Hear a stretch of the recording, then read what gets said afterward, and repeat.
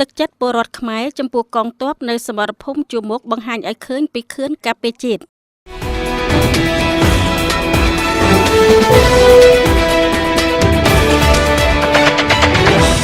ក្រោយមានការប៉ះទង្គិចគ្នាមួយប្រាវរវាងកងទ័ពកម្ពុជានិងថៃនៅតំបន់មុំបីភូមិដេជោមរតកឃុំមរតកស្រុកជាំផ្សានខេត្តព្រះវិហារដែលបង្កឡើងដោយកងទ័ពថៃកាលពីថ្ងៃទី28ខែឧសភាឆ្នាំ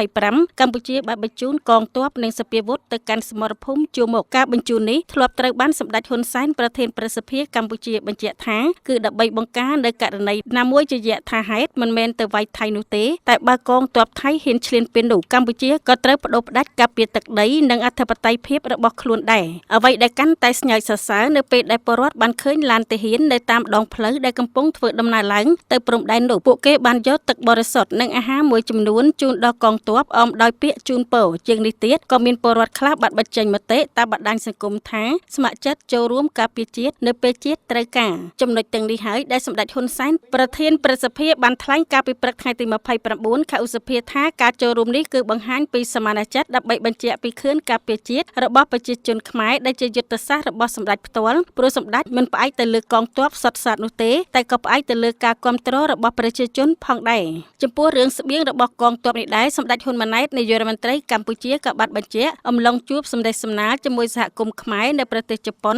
នាព្រឹកថ្ងៃទី31ខែឧសភាឆ្នាំ2025ថារាជរដ្ឋាភិបាលមានលទ្ធភាពគ្រប់គ្រាន់ក្នុងការផ្គត់ផ្គង់ស្បៀងដល់កងទ័ពហើយការចូលរួមគឺជាទឹកចិត្តរបស់ពលរដ្ឋ